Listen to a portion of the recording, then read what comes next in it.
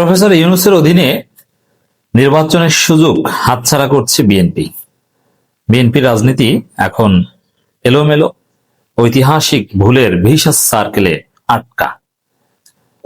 BNP নৈতিক অধিকার হারাচ্ছে, মিনিমাম যুক্তি হারাচ্ছে ডক্টর ইউনূসের কাছে নির্বাচনের দাবি করতে এবং ডক্টর ইউনূসের অধীনে নির্বাচনে অংশগ্রহণ করতে। কারণ বিএনপি বলছে যে সরকার প্রতারক, বিশ্বাসঘাতক। এখন যারা প্রতারক এবং বিশ্বাসঘাতক তাদের বিরুদ্ধে আন্দোলন করা ওয়াজিব, মাঠে নামা ওয়াজিব। আপনি বলছেন সরকার প্রতারক, বিশ্বাসঘাতক, আবার তাদের বিরুদ্ধে মাঠে নামছেন না এবং তাদের অধীনে নির্বাচনে যেতে চান, তার কাছে নির্বাচন চান। এটা কেমন মুনাফিকি ভাই? প্রতারক এবং বিশ্বাসঘাতকের কাছে কেউ নির্বাচন চায়? এবং প্রতারক সরকার কিংবা বিশ্বাসঘাতক সরকার, বেঈমান সরকারের অধীনে কি নির্বাচনে যাওয়া যায়? তাহলে আপনি কি বলছেন? এই কথাগুলো আসলে বিএনপি, রিয়ালিটি এটাই যে বিএনপি নতুন কোন তত্ত্বাবধায়ক সরকারের অধীনে নির্বাচন চায়।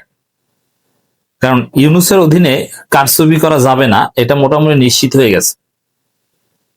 যে বিএনপির যে প্ল্যান, যে কারচুপি করে কোনোভাবে ক্ষমতায় আসা, এটা হচ্ছে না। যার ফলে এখন নতুন তত্ত্বাবধায়ক সরকার চায়। এটা তো আর মুখ ফুটে বলতে পারে না, এই জন্য বলে যে ডক্টর ইউনূস সরকারকে তত্ত্বাবধায়ক সরকার মুডে রূপান্তরিত হতে হবে। তত্ত্বাবধায়ক সরকার মুডে কি? ওই যে সংস্কার, অধ্যাদেশ, অমুক তমুক, গণভোট সব বাদ দেন, শুধু নির্বাচন। আর শুধু নির্বাচন মানে সুন্দরভাবে কারচুপি করি পুরনো স্টাইলে, মাগুরার উপনির্বাচনের স্টাইলে। এই হচ্ছে বিএনপির ধান্দা। মির্জা ফখরুলের বক্তব্য, সরকার নিজেই একটা অবস্থা তৈরি করেছে যাতে নির্বাচন ব্যাহত হয়। আচ্ছা, তো সরকার যদি এত খারাপ হয়, তারা যদি নির্বাচন ব্যাহত হওয়ার মতো অবস্থা তৈরি করে থাকে, তাদের অধীনে নির্বাচনে যাবেন কেন? তাদের কাছে নির্বাচন চান কেন? এবং সরকারের উপদেষ্টারা নাকি বিএনপিকে, স্পেশালি রাজনীতিবিদদেরকে নাকি খেলনা মনে করে, খেলনা পুতুল মনে করে, খেলনাপত্র মনে করে। এই শব্দ মির্জা ফখরুল উচ্চারণ করেছেন। তা খেলনাপত্র মনে করলে, যারা রাজনীতিবিদদের খেলনাপত্র মনে করে, তাদের অধীনে নির্বাচনে যাবেন কেন? নির্বাচন চান কেন তাদের কাছে? মাঠে নামেন যে এই সরকারের পতন চাই, নতুন কোন সরকার চাই, নতুন তত্ত্বাবধায়ক সরকার। মুরদ থাকলে, হ্যাডম থাকলে এটা করেন। মানে বিএনপির রাজনীতি আসলে পুরোটা এলোমেলো, কিছু পাচ্ছে না। একদিকে এই সরকারকে গালি দেয়, সরকারের সমালোচনা করা এক জিনিস। দেখেন, বিএনপির আচার আচরণ এটা পলিটিক্যাল না, এটা স্যাঁচরা। এর কোনো ফ্রুট তারা পাবে না।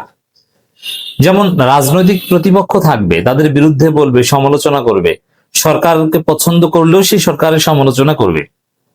যেমন আমরা জামাত ইসলামীকে পছন্দ করি, বাট জামাত ইসলামী সমালোচনা করি না? করি।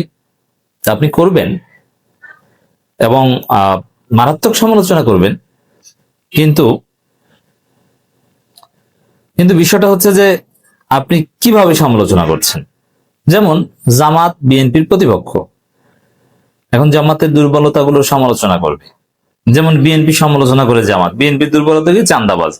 তো চাঁদাবাজদের ভোট দিবেন না, এটা জামাত বলে, সুন্দর কথা। কিন্তু বিএনপি জামাতের কি সমালোচনা করে? যে জামাত শিবির রাজাকার, এই মুহূর্তে বাংলা ছাড়, একটা শিবির দেয়, ধৈর্য ধৈর্য জবাই কর। এটা কোনো কথা? এটা কোনো রাজনীতি? মানে এটাই হচ্ছে অপরাজনীতি এবং এটাই হচ্ছে বিএনপির ধ্বংসের কারণ হবে। এগুলোই হাসিনা অ্যাপ্লাই করেছিল।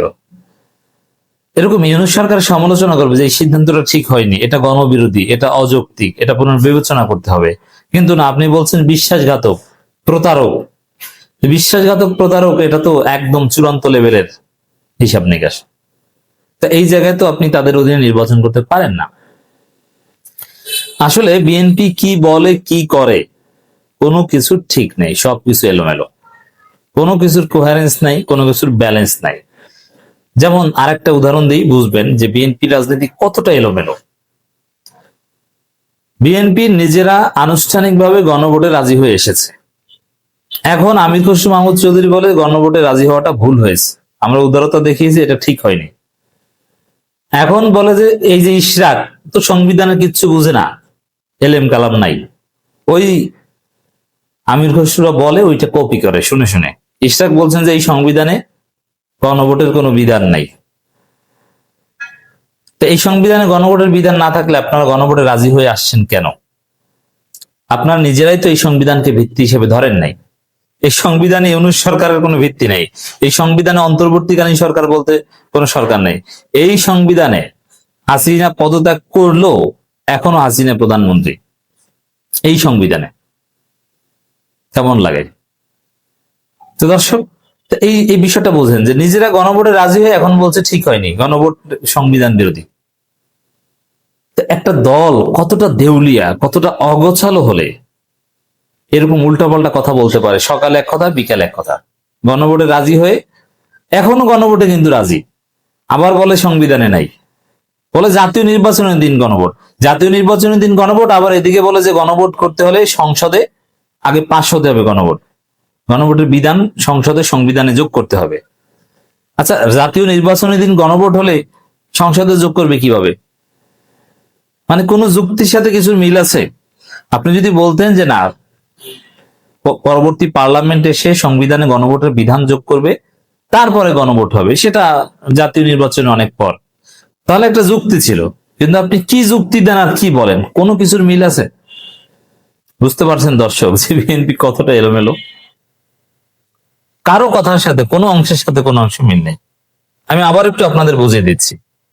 প্রথমে বলে গণভোট ষড়যন্ত্র, তারপরে মাইনকিসিপে বলে, পরে বলে যে আমরা গণভোটে রাজি, তারপরে বলে যে না না গণভোটে রাজি হওয়া ভুল হয়েছে, এটা সংবিধানে নাই, তারপরে বলে যে না সংবিধান যোগ করার পর গণভোট হতে পারে, তারপরে বলে যে না সংবিধান যোগ করার আগেই জাতীয় নির্বাচনের দিন গণভোট হতে পারে। কোনো কিছু বুঝলেন কি বলে? আসলে একটা দলের পতন যখন সন্নিকটে তখন সব জায়গায় সর্বত্র এরকম ভুল করে। যেমন হাসিনা পতনের আগে সর্বত্র এরকম ভুল করেছিল, জায়গায় জায়গায় ভুল করেছিল, যার ফলে তার পতন অনিবার্য এবং সন্নিকটে হয়ে এসেছিল। বিএনপি মহাসচিব মির্জা ফখরুল ইসলাম আলমগীর বলেছেন, আজ অন্তর্বর্তী সরকার যাদের আমরা সম্পূর্ণ সমর্থন দিয়েছি তারা নিজেই একটা অবস্থা তৈরি করেছে যাতে নির্বাচন ব্যাহত হয়। এত বড় অভিযোগ, অথচ নির্বাচনের ব্যাপারে সরকার আন্তরিক। এবং মির্জা ফখরুল এই বক্তব্য যেদিন দিয়েছে সেই দিনে প্রেস সচিব বলেছেন যে ফেব্রুয়ারি নির্ধারিত সময়ে নির্বাচন হবে, কোন শক্তি সেটা ঠেকাতে পারবে না। তাহলে আপনারা সরকারকে দায়ী করছেন না, বাস্তবতা হচ্ছে যে বিএনপি নিজেরাই নির্বাচন চায় না, কারণ তারা জানে যে ফেব্রুয়ারিতে নির্বাচন আর ডাকসুর মতো গোহারা হারবে, কারণ বিএনপির পক্ষে লোক নাই, ভোট নাই। বিএনপি মহাসচিব বলেন, আজকে দুর্ভাগ্য আমাদের, অন্তর্বর্তী সরকার যাদের আমরা সমর্থন দিয়েছি তারা নিজেই একটা অবস্থা তৈরি করেছে যাতে নির্বাচন ব্যাহত হয়। এখন ওই গণভোট করলে নাকি নির্বাচন ব্যাহত হবে, তারা রাজি হয়েছেন কেন? এই রাজনৈতিক দলগুলো জোট গণভোটের জন্য চাপ দিচ্ছে, পরিষ্কার করে বলছে আরো নির্বাচন বানচাল করার জন্য ষড়যন্ত্র করছে। সব জায়গায় ষড়যন্ত্র দেখছেন, আপনাদের পতন দেখছেন না? আবার আলোচনায় রাজি না, জামাত, 9 দল অনেকে আলোচনার উদ্যোগ নেয়, বিএনপি আলোচনায় রাজি না। মানে বিএনপির রাজনীতি আসলে নাই।